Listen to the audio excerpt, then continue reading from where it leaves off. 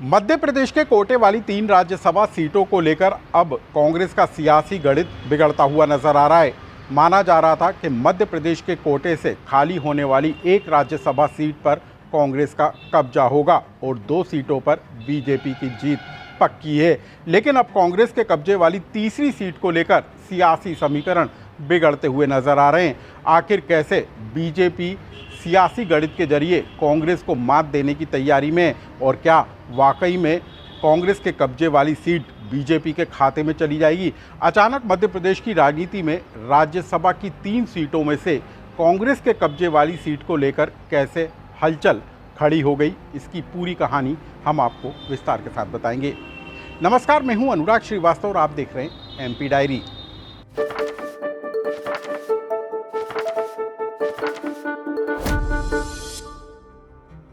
मध्य प्रदेश के कोटे वाली 3 राज्यसभा सीटों का कार्यकाल अप्रैल में खत्म होने वाला है और उसके बाद इन 3 सीटों को लेकर चुनाव होगा। हालांकि माना यह जा रहा था कि 2 सीटों पर बीजेपी की जीत पक्की है, जबकि तीसरी सीट विधानसभा में विधायकों की संख्या गणित के मुताबिक कांग्रेस के खाते में जाएगी। कांग्रेस के विधानसभा में 64 विधायक हैं और कांग्रेस को राज्यसभा सीट जीतने के लिए 58 सदस्यों की ज़रूरत है और कांग्रेस इस बात को लेकर आश्वस्त नजर आ रही थी कि उसकी तीसरी सीट पक्की है।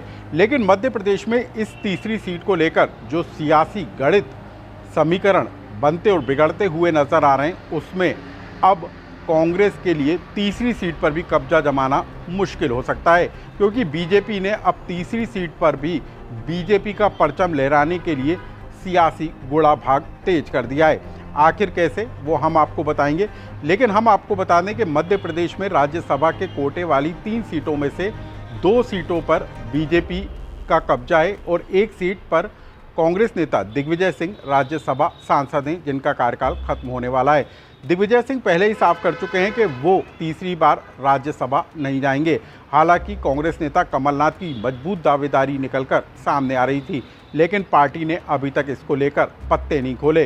कांग्रेस के प्रदेश अध्यक्ष जीतू पटवारी, कांग्रेस वर्किंग कमेटी के सदस्य कमलेश्वर पटेल, पूर्व केंद्रीय मंत्री अरुण यादव के साथ ही राहुल गांधी की करीबी माने जाने वाली मीनाक्षी नटराजन का नाम राज्यसभा की इस एक सीट की रेस में शामिल होता हुआ नजर आ रहा था। लेकिन मध्य प्रदेश की राजनीति में अब समीकरण बदलते हुए नजर आ रहे हैं। कैसे, उसको भी आप समझ लीजिए। दरअसल मध्य प्रदेश में विधानसभा में कांग्रेस के 64 विधायक हैं और जीत के लिए उसे 58 विधायकों की ज़रूरत है, यानी कि यह आंकड़ा तो कांग्रेस आसानी से पाती हुई नज़र आ रही है। लेकिन अब ऐसा क्या हुआ कि कांग्रेस के लिए तीसरी सीट का संकट खड़ा होता हुआ नज़र आ रहा है, इसको भी समझ लीजिए। दरअसल मध्य प्रदेश की राजनीति में बीते कुछ दिनों में कुछ समीकरण बदलते हुए नजर आ रहे हैं, जो बड़े उलटफेर का संकेत देते हुए दिखाई दे रहे हैं। बीना से कांग्रेस की विधायक निर्मला सप्रे, जो 2024 के लोकसभा चुनाव से पहले दल बदलकर बीजेपी में शामिल हो गई थी। हालांकि उनकी सदस्यता को लेकर अभी तक विधानसभा सचिवालय ने कोई बड़ा फैसला नहीं किया, यानी कि निर्मला सप्रे जो है बीजेपी के समर्थन में वोटिंग कर सकती हैं। बीते दिनों मध्य प्रदेश के विजयपुर विधानसभा सीट से कांग्रेस के विधायक मुकेश मल्होत्रा की विधायकी को ग्वालियर हाईकोर्ट ने शून्य घोषित कर दिया और रामनिवास रावत को विधायक निर्वाचित कर दिया। अब ये पूरा मामला कानूनी दांवपेच में फंस कर रह गया है। यदि मुकेश मल्होत्रा की विधायकी जाती है तो ये संख्या 1 और घट जाएगी। अब इसके अलावा कुछ और समीकरणों को भी समझ लीजिए। मध्य प्रदेश में कांग्रेस के कुछ विधायकों के बीजेपी में जाने की अटकलें बीते दिनों जोर पकड़ती हुई नजर आईं। बुंदेलखंड से कांग्रेस के विधायक नितेंद्र सिंह राठौर के मुख्यमंत्री मोहन यादव से मिलने के बाद इन बातों का कयासों का दौर तेज हुआ था कि नितेंद्र सिंह राठौर पारा बदल सकते हैं। यहाँ पर भी जो है कांग्रेस के लिए मुश्किल है। इसके अलावा एक और नाम है अभिजीत शाह, जो कि मध्य प्रदेश के कैबिनेट मंत्री विजय शाह के रिश्तेदार हैं और अभिजीत शाह बीते दिनों आरएसएस के हिंदू सम्मेलन में शामिल हुए थे और तब इस बात को लेकर कयास लगना तेज हो गए थे कि क्या आने वाले समय में अभिजीत शाह दल बदलकर बीजेपी में जा सकते हैं। हालांकि वो इस बात को इनकार कर चुके हैं। लेकिन राज्यसभा के चुनाव को लेकर कांग्रेस के सामने चुनौती इस बात को लेकर है कि सभी विधायकों को एकजुट रखा जाए और यदि कांग्रेस के अंदर क्रॉस वोटिंग की नौबत आती है तो कांग्रेस के लिए मुश्किलें खड़ी हो सकती हैं।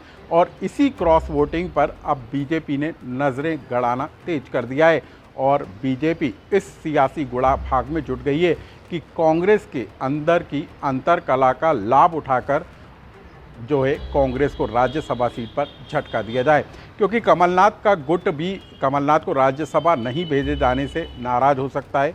दिग्विजय सिंह के जो समर्थक हैं वो दिग्विजय सिंह के फैसले पर काम करते हुए नजर आएंगे। हालांकि जीतू पटवारी का संगठन और जो जमावट है वो कितनी असरदार होगी इस पर भी सबकी नज़रें होंगी।